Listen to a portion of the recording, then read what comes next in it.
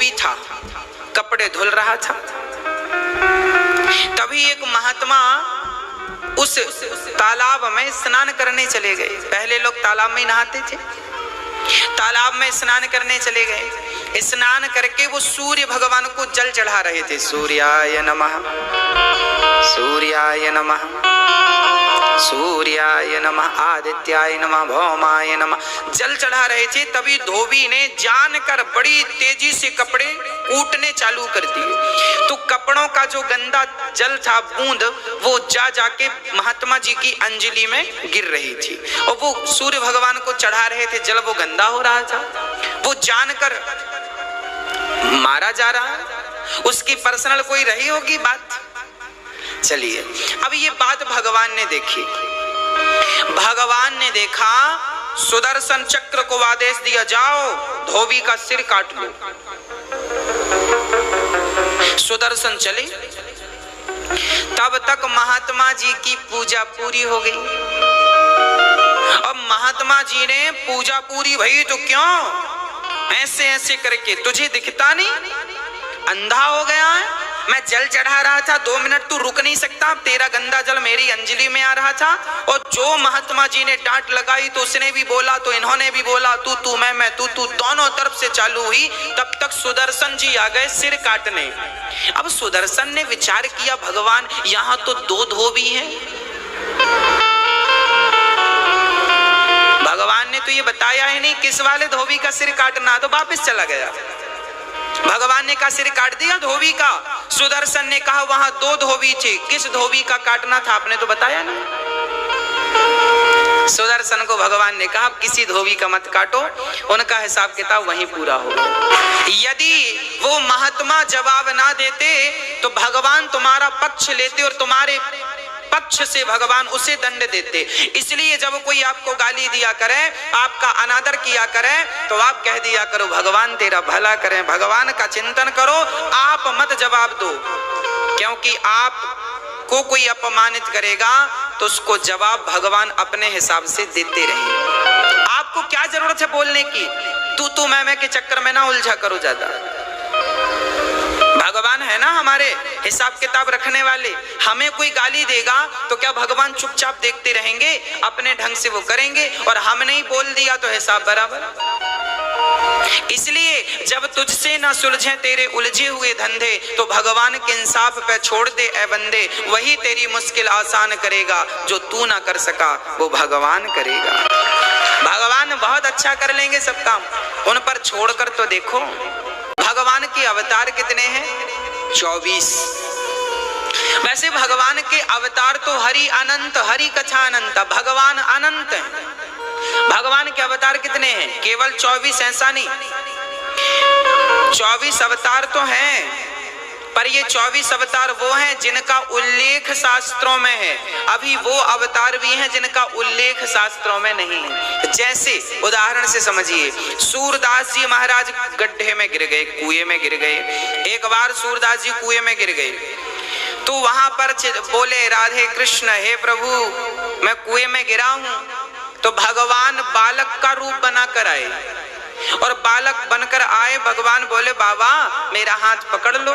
तो सूरदास जी बोले बेटा मुझे क्या पता कि तेरा हाथ कहाँ है, पर तुझे तो पता है ना कि मेरा हाथ कहाँ है, क्योंकि मैं अंधा हूं, तू तो अंधा नहीं है, तो तू ही पकड़ ले मेरा हाथ। तो भगवान ने सूरदास जी का हाथ पकड़ लिया, और जब हाथ पकड़ा और ऊपर की ओर, ऊपर हल्का सा ऊपर की ओर खींचा, तो सूरदास जी उस कुएं से बाहर आ गए। भगवत कृपा होना तो भव सागर भी गाय के खुर जैसा हो जाता है, जिससे बड़ी आसानी से पार किया जा सकता है। ये तो भगवत कृपा है। भगवान जो करें सब कर सकते हैं, उनके लिए कुछ भी बड़ी बात नहीं है, सब कुछ करने की सामर्थ्यता है। तो सूरदास जी बाहर आए, और सूरदास जी महाराज जब बाहर आए तो सूरदास जी ने उनका हाथ पकड़ लिया। प्रभु मैं समझ गया आप भगवान हो, अब मैं आपको छोड़ने वाला नहीं। बालक बोला बाबा मैं तो आपकी मदद करवे आया हूँ, और आपने तो हमारा हाथ ही पकड़ लिया। सूरदास जी बोले मैंने बहुत बच्चों के हाथ पकड़े हैं, पर ऐसा हाथ तो केवल मेरे भगवान का ही हो सकता और किसी का नहीं। तब भगवान को प्रकट होना पड़ा। रखना 24 अवतारों में भगवान के इस अवतार की कोई गिनती नहीं। 24 अवतारों में इस अवतार की कोई गिनती नहीं। तो भगवान सूरदास जी के लिए अवतार धारण करते हैं, तुलसीदास जी के लिए अवतार धारण करते हैं।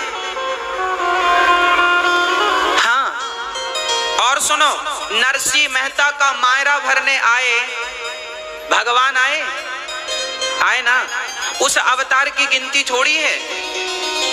मतलब भगवान कई बार हमारे लिए डॉक्टर का अवतार लेकर के आ जाते हैं बचाने के लिए, तो कई बार भगवान हमारे लिए राह बताने के लिए स्वयं भगवान अवतार लेकर आ जाते हैं। सुदामा जी जब द्वारिका गए तो रास्ता भटक गए द्वारिका जाने में सुदामा जी, तो भगवान गाड़ी वाले बनकर आ गए। बाबा द्वारिका जा रहा हूं, चलोगे? हाँ हाँ चलूंगो। तो गाड़ी में बैठो, बैठ गए। अब भगवान गाड़ी हाँक रहे हैं और सुदामा जी पीछे बैठे हैं। ये अवतार भगवान ने सुदामा के लिए ली, इसकी थोड़ी गिनती है 24 अवतारों में। इसलिए लिखा है अनेक रूप रूपाय विष्णवे प्रभु विष्णवे। भगवान कहाँ नहीं है? अरे माँ, आपके बाजू में जो बैठा है, जो कथा सुन रहा है, हो सकता है वह मेरे कृष्ण ही इस रूप में आकर बैठे हैं। भगवान कहाँ नहीं है? मैं जंगल में रास्ता भटक गया, मुझे रास्ता बताने अचानक कोई आ गया, वो कौन था मैं पहचाना नहीं, वो विषय अलग है। थे भगवान।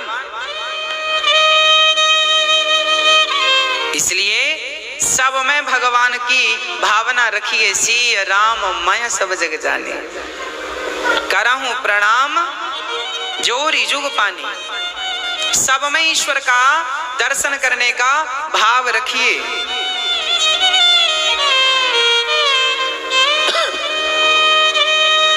प्रिय भक्तों, भगवान ने पहला अवतार सनकादियों का लिया, फिर 12 भगवान, फिर तीसरा नारद जी, फिर नर नारायण, फिर कपिल देव जी, छठवां दत्तात्रेय जी, 7वां यज्ञ भगवान, 8वां ऋषभ देव जी। भगवान के 24 अवतार केवल इसलिए हैं ताकि एक भी अवतार में आपका मन लग जाए तो काम बन जाए। भाई पालक की सब्जी और मेथी की सब्जी और ऐसी कितनी सब्जियां हैं, भतुए की सब्जी, तो चने की सब्जी, तो सरसों की साग। अब कोई कहे साहब हमें पालक अच्छी नहीं लगती, अरे अच्छी नहीं लगती तो मेथी खा लो। अब मेथी अच्छी है, सरसों का साग खा लो। सरसों का साग तो भतुए की साग खा लो। नहीं साहब साग, चलो भाई फिर गोभी खाओ, गोभी आलू टमाटर खाओ। नहीं साहब गोभी भी अच्छी नहीं लगती, अरे कोई बात नहीं, गोभी नहीं खाओ तो और भी सब्जियां, करेले की सब्जी खाओ। आपको जो अच्छा लगे वो खाओ, पर खाओ, खाने से शरीर स्वस्थ रहेगा। खाओ, ऑप्शन बहुत सारे। उसी प्रकार हमारे यहाँ भगवान ने 24 अवतार धारण किए, तुम्हें जो अच्छा लगे उनके चरण पकड़ लो, भवसागर से पार हो जाओगे। राम जी अच्छे लगे तो राम जी, कृष्ण जी अच्छे लगे कृष्ण जी, दुर्गा मैया अच्छी लगे दुर्गा जी, 12 भगवान अच्छे लगे 12 भगवान के चरण पकड़ लो। जो अच्छे, नरसिंह भगवान अच्छे लगे नरसिंह के चरण पकड़ लो, हनुमान जी अच्छे लगे हनुमान जी के पांव पकड़ लो, दुर्गा जी अच्छे लगे दुर्गा जी के पांव, शंकर जी अच्छे लगे शंकर जी के पांव पकड़ लो, वामन भगवान के, कपिल देव जी के, पृथु भगवान के, बलराम जी के, परशुराम जी के, नरसिंह भगवान के, हरि अवतार के, व्यास जी के, कोई भी अवतार, एक अवतार के चरण पकड़ लो, एक का चिंतन कर लो, जो तुम्हें मन को भाए उनका चिंतन कर लो, उसी से भवसागर से पार हो जाओगे। ऑप्शन है आपके, वैरायटियां अनेक। कौन अच्छा लग रहा है आपके मन को जो भाए। कुछ लोगों के मन को भगवान कृष्ण भाते हैं तो कुछ लोगों के मन को भगवान राम भाते हैं, अपनी अपनी मन पसंद। भाई ठीक है, जो अच्छा लगे खाओ, जो अच्छा लगे ठाकुर जी का नाम जपो। 24 अवतार इसलिए लिए ताकि आप किसी एक में मन लगाएं तो आपका कल्याण हो जाए। आपके कल्याण के लिए भगवान ने देखो अपने आप को 24 रूपों में प्रकट किया। इसलिए भगवान के चरणों में समर्पण कर देना चाहिए। और जब समर्पण कर दिया तो घबराने की बात नहीं है, है ना। नारद नारद जी महाराज व्यास जी के पास आए। व्यास जी महाराज से कहते हैं आप उदास क्यों हैं? व्यास जी ने कहा मैंने 17 पुराण लिख दिए, शांति नहीं मिली। नारद जी ने कहा भागवत की रचना कीजिए। नारद जी ने अपनी पूर्व स्मृति सुना दी। मैं ब्रह्मा का पुत्र था, मेरे पिता ने कहा जाओ सृष्टि करो, मैंने मना कर दिया तो मेरे पिता ने मुझे श्राप देकर दासी पुत्र बना दिया। मैंने भी श्राप दिया जाओ तुम्हारी पूजा नहीं होगी। 12 कल्प में 3 कल्प होते हैं, ब्रह्म कल्प, 12 कल्प और पद्म कल्प, जिसमें कि 12 कल्प में ब्रह्मा जी की पूजा नहीं होती, केवल पुष्कर में पूजा होती है। पुष्कर में मंदिर है। ये पूजा ब्रह्मा जी की क्यों नहीं होती? क्योंकि नारद जी ने श्राप दिया था। ब्रह्म वैवर्त पुराण के अनुसार हम बोल रहे हैं। अब नारद जी को पिता के श्राप के कारण दासी पुत्र बनकर आना पड़ा। पर इनके यहाँ कुछ संत आए। ये संत कौन थे? सनकादि ही संत बनकर आए, सनक सनंदन सनातन सनत कुमार, और इनकी सेवा करी तो संत कृपा से इन्होंने मंत्र पाया। उस मंत्र का जाप किया और जब इनकी माँ समाप्त हो गई तो माँ का संस्कार इत्यादि करके और जंगल में जाकर पूरा जीवन उस मंत्र के जाप में लगाया।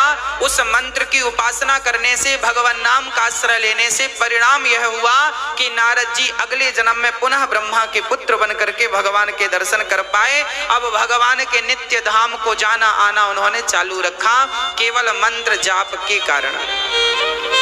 व्यास जी से कहा आपने भागवत की रचना नहीं की, इसलिए आपको शांति का अनुभव नहीं हो रहा। तब व्यास जी ने भागवत की रचना की। अच्छा, भागवत की रचना की व्यास जी ने कहां से लिखा? भागवत जी महाभारत से उन्होंने भागवत को प्रारंभ किया। व्यास जी ने महाभारत से भागवत को प्रारंभ किया। भागवत एक अद्भुत, महाभारत एक विशाल ग्रंथ है और महाभारत से ही भागवत की शुरुआत की है व्यास जी महाराज ने। क्या लिखा? महाभारत का कौन सा प्रसंग प्रारंभ में लिखा? सुनिएगा। महाभारत का वो प्रसंग जिसे सुन करके मन में विश्वास उत्पन्न होता है। महाभारत का युद्ध 2 पक्षों में लड़ा गया, पांडव और कौरव। भगवान श्री कृष्ण ने किसका साथ दिया? मैया जी, ओ मेरी माँ, महाभारत में भगवान कृष्ण ने किनका साथ दिया? पांडवों का ही क्यों दिया? कौरवों का क्यों नहीं दिया? जबकि कौरव दुर्योधन जो थे ना, भगवान श्री कृष्ण के समधि थे संबंध में, पर भगवान ने अपने समधि का साथ नहीं दिया। भगवान ने अर्जुन का साथ दिया। क्यों? क्योंकि भगवान हमेशा उनका साथ देते हैं जिनके विचार, जिनकी बुद्धि अच्छे निर्णय लेती है, अच्छे होते हैं। कौरव गलत था, दुर्योधन गलत था। दुर्योधन पराई स्त्री को निर्वस्त्र करना चाहता था द्रौपदी को भरी सभा में। अब सोचो कि जो व्यक्ति पर स्त्री को निर्वस्त्र करने की सोच रखता हो, इस सोच वाले का सपोर्ट भला भगवान कैसे करेंगे? भगवान साथ क्यों देंगे? अरे भगवान तो छोड़ो, दुर्योधन हमारे पास आता और कहता कि अनिरुद्ध जी आप हमारी सेना में चलो, तो हम ना जाते, हम ही ना जाते, हम दुर्योधन का साथ बिल्कुल ना देते। साथ तो पितामह भीष्म को भी नहीं देना चाहिए था, साथ तो गुरु द्रोणाचार्य को भी नहीं देना चाहिए था, परंतु दिया, उनकी मजबूरियां थी। इसलिए मैं आपको आज एक बात और कहूंगा कि जीवन में फ्री में किसी से कुछ मत ले लेना। जीवन में फ्री बोल रहा हूं, फ्री जीवन में फ्री में किसी से कुछ मत ले लेना, क्योंकि यदि आपने किसी से फ्री में कुछ ले लिया तो आप उसके अधीन हो जाएंगे, मजबूर हो जाएंगे। इतिहास के पन्नों में यह भरा पड़ा है। गुरु द्रोणाचार्य गरीब थे, उन्होंने जाकर दुर्योधन तो बाद में आया, पितामह भीष्म ने उन्हें बच्चों को पढ़ाने के लिए रखा था, गुरु द्रोणाचार्य को। और गुरु द्रोणाचार्य ने चूंकि हस्तिनापुर का नमक खाया था, हस्तिनापुर की रोटी खाई थी, तो गुरु द्रोणाचार्य बगावत कर नहीं सकते थे। इसलिए नहीं कर सकते थे कि यदि वो पांडवों की तरफ चले जाते तो फिर नमक हरामी हो जाती। और शास्त्र ये कहता है कि रोटी जहां खाते हो गुण भी उसी के गाना चाहिए, नहीं तो नमक हराम कहलाओगे। इसलिए गुरु द्रोणाचार्य जी जानते थे कि मैंने दुर्योधन की रोटी खाई। अच्छा, गुरु द्रोणाचार्य बस नहीं, दानवीर कर्ण भी फंसे पड़े थे। दानवीर कर्ण को भी लोग कहते थे शूद्र पुत्र है, शूद्र पुत्र है। बाद में दुर्योधन ने कहा मैं फलानी जगह का तुम्हें राजा बनाता हूं, लो राजा बना दिया। अंग देश का राजा, अंग देश का राजा कर्ण राजा बन गए। अच्छा, कर्ण को राजगद्दी किसने दी? दुर्योधन ने दी। अब दुर्योधन ने जब सत्ता दी है तो दुर्योधन भले गलत हो, ये दुर्योधन से तो बगावत कर नहीं सकते, मजबूर हो गए। याद रखना, महाभारत के जितने भी योद्धा थे अधिकाधिक वो सब मजबूरी में लड़ रहे थे पांडवों के खिलाफ। मन से तो पांडवों के साथ थे पर मजबूर थे। मैं आपसे हाथ जोड़ के कहता हूं, आप लोग जीवन में कभी मजबूर ना होना। भीष्म पितामह बहुत बड़े मजबूर थे। भीष्म पितामह ने अपने पिता को वचन, शांतनु को वचन दे दिया था, पिताजी मैं हमेशा इस गद्दी पर बैठने वाले की रक्षा करूंगा। बस वचन दे दिया था। तो धृतराष्ट्र जी आकर पधार गए। और धृतराष्ट्र तो ये आदमी थे कि जमाना जाए चूल्हे में हमारा बेटा राजा बने, बस भले वो नालायक है पर बने, भले वो पराई स्त्री की समाज में खड़ा करके साड़ी उतारे पर बने मेरा ही बेटा राजा। पांडव कितने भी अच्छे हो वो जंगल जाए मरे पर मेरा बेटा राजा बनना चाहिए। ये थिंकिंग थी धृतराष्ट्र की। और याद रखना, सर्वनाश तब हुआ है जब आप पक्षपाती बने, आप निष्पक्ष नहीं हो पाए, निष्पक्ष न्याय नहीं कर पाए। आपका अपना ही बेटा क्यों ना हो, यदि गलत है तो गलत है। ये नहीं कि वो गलत है सबके लिए पर तुम्हारा बेटा है तुम गलत नहीं कहोगी या कहोगे, क्यों नहीं कहोगे? गलत को गलत ही कहा जाएगा, आग को आग ही कहा जाएगा ना, पानी को पानी ही कहा जाएगा ना, गुलाब को गुलाब ही कहा जाएगा, कांटे को कांटा ही कहा जाएगा। ऐसा तो नहीं कि मेरे पास आया तो कांटा बन गया, आपके पास गया तो फूल बन गया ना। कांटा तो सर्वत्र कांटा ही है, गुलाब तो सर्वत्र गुलाब ही है। उसी प्रकार दुर्योधन दुष्ट था, दुर्योधन का सपोर्ट नहीं करना चाहिए था। किसे? धृतराष्ट्र को।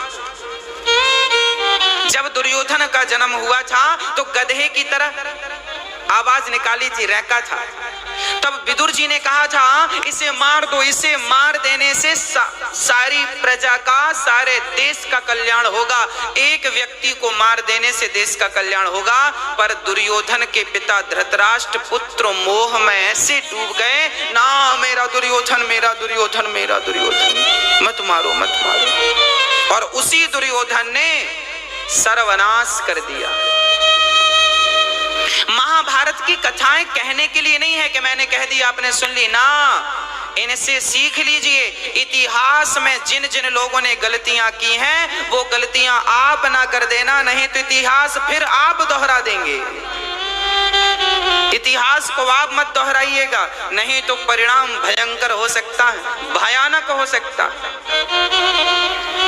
दुर्योधन गलत था, उस गलत का विरोध सबको करना चाहिए था। अरे पितामह भीष्म चाहते तो चलो, धृतराष्ट्र तो अंधे थे, गलत निर्णय लेते थे, इसे तो दो चार गाल में जमा देना था, जोर के कस के जमाना था दुष्ट को। पितामह थे तुम। अरे हम गलती करेंगे तो हमारे पिता गाल पर नहीं मारेंगे, हमारे दादाजी तो बहुत लाठी से मारते थे गलती करते थे तो। हाँ, तब हमें लगता है कि देखिए मोह बड़ी चीज है, मोह मिटे तो कुछ काम बने। आप लोग तो मोह में नहीं फंसे, हाँ मत फंसना। महाभारत का युद्ध रोका जा सकता था, एक दुर्योधन को यदि मार दिया जाता। विदुर जी ने नीति में कहा है, धृतराष्ट्र को समझाया है, सुनो यदि एक उंगली को काट देने से समूचे हाथ की रक्षा होती है तो उंगली काट देना चाहिए। डॉक्टर कहे पॉइजन हो गया जल्दी उंगली कटवाओ तो कटवा लो। यदि एक उंगली को काटने से हाथ बचता है तो उंगली कटवाने से समझदारी है। एक हाथ को काटने से यदि संपूर्ण शरीर की रक्षा होती है तो हाथ कटवा दो। एक व्यक्ति के मर जाने से सारे परिवार की रक्षा होती है, उस परिवार उस व्यक्ति को मार दो। एक परिवार के मार देने से गांव की रक्षा होती है तो परिवार को मार दो। एक गांव को नष्ट कर देने से यदि जिला की रक्षा होती है तो एक गांव को नष्ट कर दो। एक जिला को नष्ट कर देने से एक राज्य की रक्षा होती है तो उस जिला को नष्ट कर दो। एक राज्य को नष्ट कर देने से एक देश की रक्षा होती है, उस राज्य को नष्ट कर दो। और एक देश को मिटा देने से संपूर्ण पृथ्वी की रक्षा होती है तो उस देश को मिटा देना चाहिए।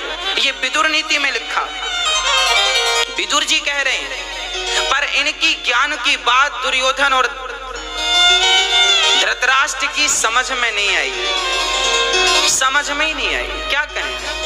कहने का अर्थ ये है कि आप लोग भी प्रयास किया करो कि अपने घर पे होने वाले महाभारत को रोक लो, रोक लीजिए। अपने घर में होने वाले हर अपवाद को, विवाद को, झगड़े को, लड़ाई को, कलह को रोक लो, नहीं तो परिणाम भयानक होता है। दुर्योधन तो बड़ा टेंशन में था, पर पांडव बिल्कुल आनंद से रहते थे। पांडवों के साथ कौन थे? भगवान कृष्ण पांडवों के साथ क्यों थे?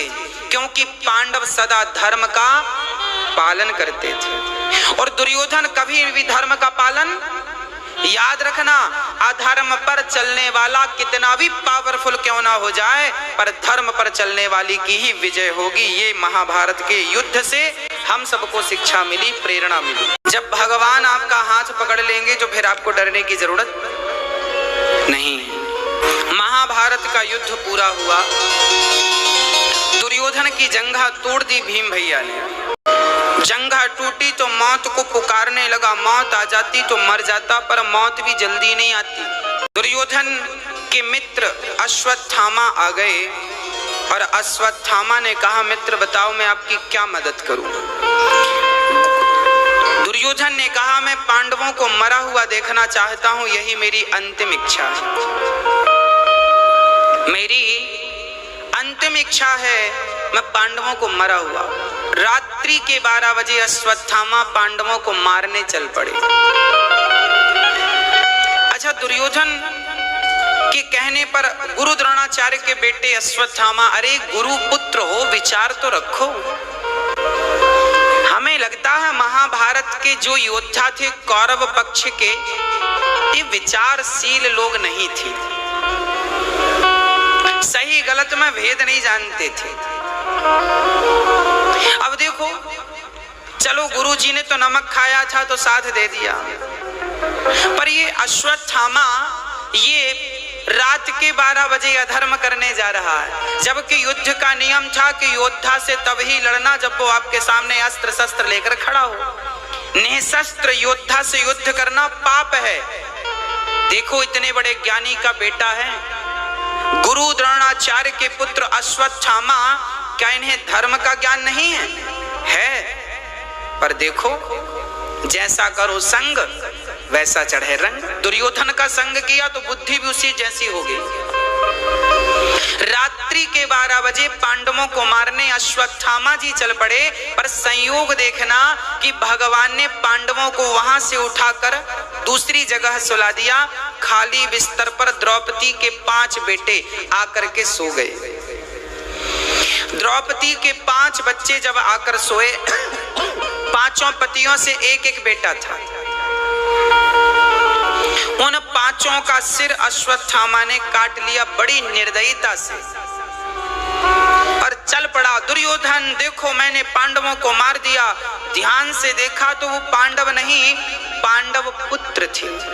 दुर्योधन पहले प्रसन्न हुआ कि पांडव मर गए, बाद में दुख हुआ कि ये पांडव नहीं पांडव पुत्र हैं। उसी क्षण इनकी मृत्यु हो गई। दुर्योधन ने बचपन में संत ने श्राप दिया था, तू पहले प्रसन्न होगा बाद में दुखी होगा, उसी क्षण तेरी मृत्यु हो जाएगी। ये छोटा था तब साधु संतों के भगवान उठा उठा करके नदी में फेंक देता था, और बाद में जब संत शिकायत करते पितामह भीष्म से, देखो बच्चे ने क्या किया, हमारे भगवान फेंक दिए, तो दुर्योधन पहले तो हंसता, बाबा जी के संग तुम्हारे भगवान फेंक दिए। बाद में जब शिकायत करते तो रोने लग जाता, ऐसा रोता किसने गलती की ही नहीं। संतों ने क्रोध होकर श्राप दे दिया, जा पहले सुखी होता है प्रसन्न होता, बाद में दुखी होता, जा जब तू आज के बाद अब की बार कभी तू हंसा और हंसते ही रोया, उसी क्षण तेरी मृत्यु हो जाएगी। तब से दुर्योधन सावधान हो गया था, एक संग दोनों काम नहीं करता था, पर आज दोनों काम कर लिए उसने। पहले हंस लिया कि पांडव मारे गए, बाद में ध्यान से देखा वो पांडव पुत्र थे, उसी क्षण वो रोया कि मेरे तो पूरा वंश नष्ट कर दिया तुमने, उसी क्षण उसकी मृत्यु हो गई। द्रौपदी सुबह रोई, देखी मेरे बेटे उठे नहीं, जाकर देखा मरे पड़े थे। चल पड़ी द्रौपदी, अर्जुन आए, देवी क्या हुआ, बच्चों को अश्वत्थामा ने मार दिया। चरणों में गिर पड़ी द्रौपदी, कन्हैया आप मेरे 5 पतियों की रक्षा कर सकते थे, क्या इन 5 बच्चों की रक्षा नहीं कर सकते थे? कर सकते थे ना। अच्छा भगवान चाहते तो 5 बच्चों की रक्षा कर सकते थे कि नहीं? फिर क्यों नहीं किया? जो भगवान पांडवों को मरने नहीं दिए, पल पल में रक्षा किए।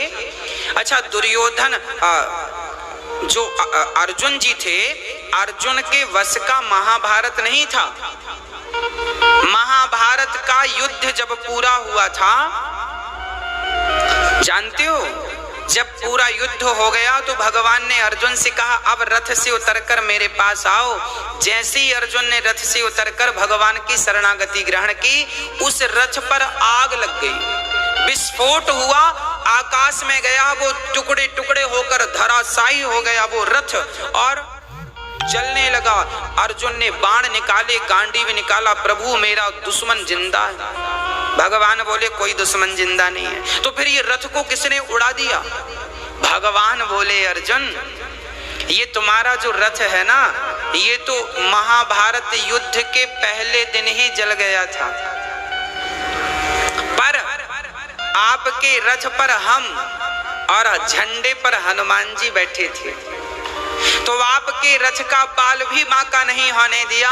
अब युद्ध पूरा हुआ है तो हम भी उतर कर आए और हनुमान जी भी उतर कर चले गए, तो रथ आग के हवाले हो गया। अभी तक जीवित था तो भगवत कृपा से जीवित था, ये तुम्हारे और हमारे बल के कारण जीवित नहीं था। आपको क्या लगता है आप जीवित हैं किसके लिए? किसके बल से जीवित है? अरे भाई भगवान के बल से जीवित है। भगवान श्री कृष्ण ने अर्जुन को महाभारत में, देखिए अर्जुन के वश का महाभारत नहीं था। दानवीर कर्ण के बाणों का सामना अर्जुन नहीं कर पाते थे और नहीं कर पाते। क्या बताएं आपसे, महाभारत में पितामह भीष्म के बाणों का सामना क्या अर्जुन कर पाते? यदि अर्जुन कर ही पाते तो भगवान को रथ का पहिया लेके क्यों दौड़ना पड़ता? जब उन्होंने बाणों की बौछार की तो भगवान ने गुस्से में कहा अब मैं छोड़ूंगा नहीं, आपने मेरे भक्त का यदि बाल विवाह का किया छोड़ूंगा नहीं। दौड़ पड़े थे भगवान अपनी प्रतिज्ञा को तोड़ करके। इसका तात्पर्य यह है कि सामने से आने वाले बाणों का तोड़ अर्जुन के पास नहीं था। अर्जुन के पास बाणों का तोड़ तो नहीं था, पर अर्जुन के पास तो स्वयं भगवान कृष्ण थे, इसलिए वो महाभारत जीत गए। आपके पास भले किसी बात का जवाब ना हो, पर आपके पास यदि जवाब में कृष्ण है, कैसे? जैसे आपने किसी से, आपको किसी ने गाली दी तो आप जवाब में उसे गालियां मत दो, आप जवाब में ये कहो मेरे कृष्ण मेरे साथ हैं, तुम देते रहो गाली। बस आप बस भगवत चिंतन करिए, बदले में आप ही मत भौं भौं भौं भौं करने लग जाइए। महाभारत का युद्ध अर्जुन के वश का नहीं था, पर अर्जुन ने हर बाण का उत्तर कृष्ण थे।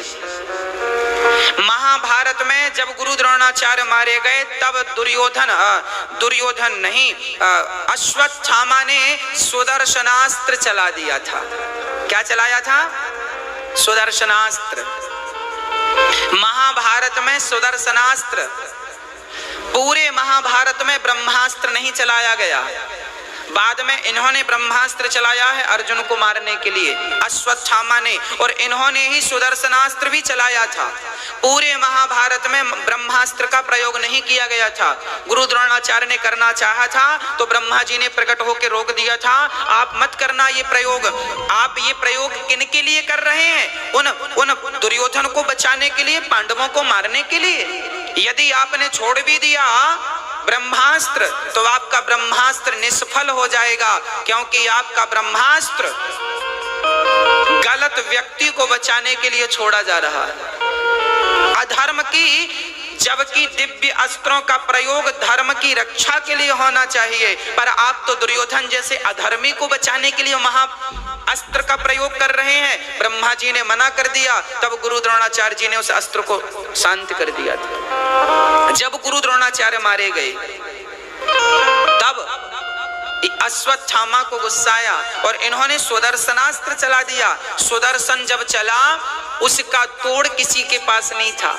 पूरी सेना मरने लगी पांडवों की और बड़ी तेजी से आग उगलने लगा। तब पांडव गए, भगवान से कहा प्रभु इसका क्या तोड़ है? अर्जुन बोले हम तुम गए काम से। भगवान कहे कुछ ना करो, दोनों हाथ जोड़ के खड़े हो जाओ, सबकी सब इसका यही तोड़ है, इसे प्रणाम कर लिया जाए तो ये शांत हो जाता। पर भीम भैया मानने को तैयार नहीं, वो तो बाण पे बाण छोड़े जा रहे हैं, मैं कम हूं क्या?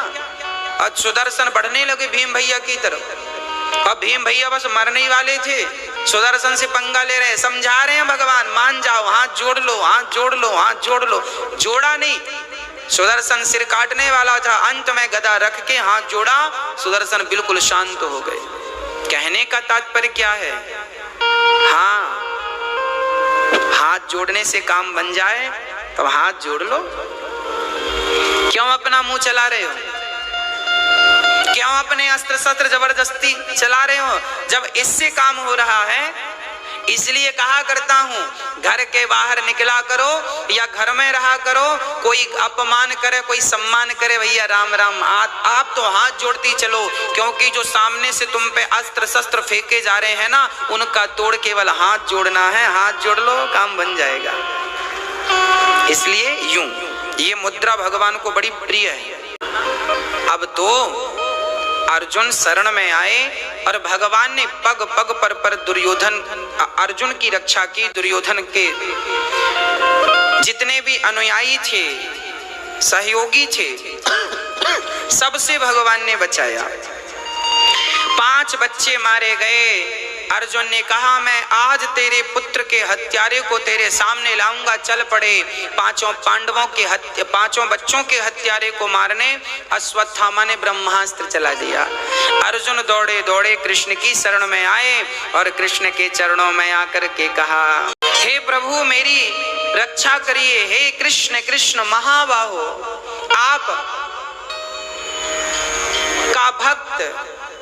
आपका भक्त संकट में है, ब्रह्मास्त्र आ रहा है। हे नाथ आप दया की प्रतिमूर्ति हैं, मुझ पर दया करो। हे नाथ मुझे संकट से बचाओ। भगवान ने कहा अर्जुन चिंता ना करो, कांटे को कांटे से निकाला जाता है ना, तुम भी ब्रह्मास्त्र चलाओ। दोनों ब्रह्मास्त्र चलाए। कहा तो ये भी जाता है कि अर्जुन ने अपने ब्रह्मास्त्र को शांत करने की विद्या भी गुरु द्रोणाचार्य ने अर्जुन को सिखा दी थी, तो उन्होंने अपनी विद्या से शांत कर दिया। या ये भी कहो कि इन्होंने भी ब्रह्मास्त्र चलाया तो भगवान तो फिर विद्या के धनी है, उन्होंने अपने बल से शांत कर दिया। अश्वत्थामा के केस पकड़कर उसे द्रौपदी के सामने खड़ा कर दिया। द्रौपदी, तेरे बेटे का हत्यारा तेरे सामने खड़ा है, जो सजा देना चाहती हो इसे दे दो। द्रौपदी ने कहा, दया कभी मत छोड़ो। दया तब तक नहीं छोड़नी चाहिए जब तक हमारे हृदय में प्राण है। दया धर्म का मूल है।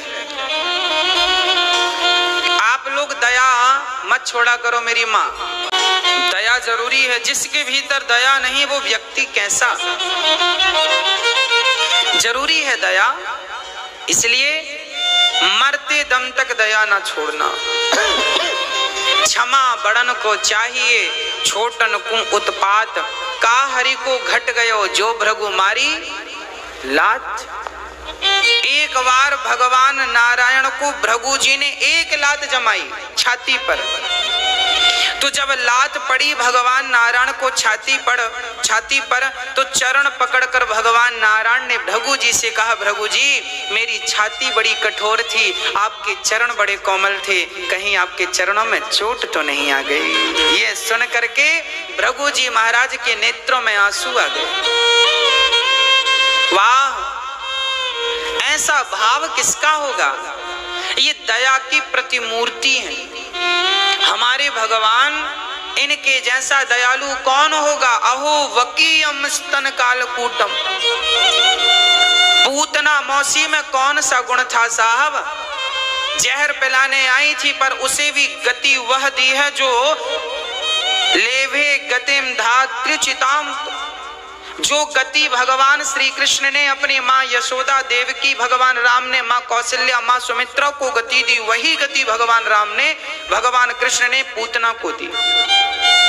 न जाने कौन से गुण पर दयानिधि रीझ जाते हैं। यही सदग्रंथ कहते हैं, यही हरि भक्त गाते हैं। पता नहीं भगवान को कौन सा गुण भक्त का अच्छा लग जाए, इसलिए भगवान को दया की प्रतिमूर्ति कहते हैं। भगवान हमें दया करना सिखाते हैं। आज लोग निर्दयी हो गए हैं। अरे निर्दयी ना होते तो मांस का भक्षण क्यों करते। आज समाज में लोग मुर्गी खाते हैं, मछली खाते हैं। देखो तो जरा, मछली खाने वालों को देखो। और आजकल पता है ऐसा फैशन आया है, मैंने सुना है विदेशों में, कि आधी मछली पकाते हैं और आधी जिंदा रखते हैं। मछली का आधा हिस्सा पकाते हैं और आधा तेल में डाल देते हैं और आधा उसको ऐसे पकड़ के ऊपर, तो ऊपर ना वो जिंदा रहती है, तो थाली में जिंदा मछली आती, आधी पकी। उनको पसंद आता है, ये डिश पसंद आती है। इनके अंदर दया होती, इतने निर्दयी कैसे हो जाते। जीव हत्या बड़ी सरलता से लोग कर लेते, जीव जंतुओं को मार कर खा जाते हैं, निर्दयी हो गए। एक बार हम कथा करने के लिए गए नागालैंड। वहां हमने देखा, वहां कुत्ते नजर नहीं आए। जो वहां के लोकल लोग हैं ना, वो कुत्ते खा जाते हैं। चाइना में डॉग खाते हैं, कुत्ता खाते हैं, सारी उल्टी सीधी चीज खा जाते हैं। अब ये कौन है, इनके अंदर दया नहीं है। अरे भाई, खाने को दाल चावल सब्जी रोटी फल फूल कितने स्वादिष्ट व्यंजन खाओ ना। कमी होए तो फिर हम सोचें, कहाँ कमी हमारे भारत में। और दुनिया के लोग क्या खाते पीते हैं, हमने उनका ठेका नहीं लिया। हम तो अपने भारत से मतलब रखते हैं। बस आप अच्छे रहें। बस ये भारत भूमि साधु संतों की, योगी महात्माओं की, योगियों की भूमि है। इसलिए आपके भीतर दया होनी चाहिए। मांस, आजकल माताओं ने मांस खाना शुरू कर दिया। माताएं मांस खाती हैं। अच्छा, मांस सस्ता पड़ता है कि दाल रोटी सस्ती पड़ती? दाल रोटी सस्ती। एक बार चंद्रगुप्त मौर्य से कहा गया, उनके चाटुकार मंत्रियों ने, मंत्री मंत्रियों ने कहा सुनो, सबसे सस्ता पड़ता है मांस, क्योंकि गेहूं को उगाने के लिए तो उसे बोना पड़ता है, 4 महीने में फसल आती है, उसके बाद फिर वो तैयार होती है, फिर उसको पीस करके आप रोटी बनाओ। कई बार रोटी बनाने में उंगलियां जल जाती हैं। उन्होंने दलीलें दी, बोले सबसे बढ़िया मांस है, पकड़ो, मारो, भूंजो, खा लो, पकाओ, खा लो। चंद्रगुप्त मौर्य को लगा बात तो सही है, मांस सस्ता है, रोटियां महंगी हैं। चंद्रगुप्त मौर्य ने कहा इस पर निर्णय कल देंगे। उस सभा के सदस्य चाणक्य भी थे, चाणक्य सुन रहे थे, सारे लोग दलीलें रख रहे थे, मांस ऐसे सस्ता है, पकड़ो और मार के खा लो, झंझट नहीं है पकाने, और 4 महीने गेहूं का इंतजार, 4 महीने चावल का इंतजार करना पड़ता, फसल तब आती है, गेहूं धान की फसल 4 महीने में आती है। चल कल चाणक्य जी आपके सामने निर्णय होगा। चाणक्य बड़े परेशान, राम राम राम, ये सब क्या चल रहा है। रात्रि हुई, रात को 8 बजे चाणक्य सारे मंत्रियों के घर गए और मंत्रियों से कहा सुनो, राजा का आदेश है, कल मांस का भंडारा है, चंदा दो, मांस, चंदे में मांस दो। सब लोग अपनी उंगलियां काट के, हाथ काट के दो, तुम्हारा हाथ का मांस राजा साहब खाएंगे। सबको तुम्हारा मांस बांटा जाएगा, पहले तुम्हारे मांस को खाएंगे, फिर जीव जंतुओं का खाएंगे। राजा, जिन लोगों ने कहा था मांस सस्ता है, उनसे पूछा, लाओ अपनी उंगली काट के दो, मांस सस्ता है तो दो, चंदे में उंगली दो।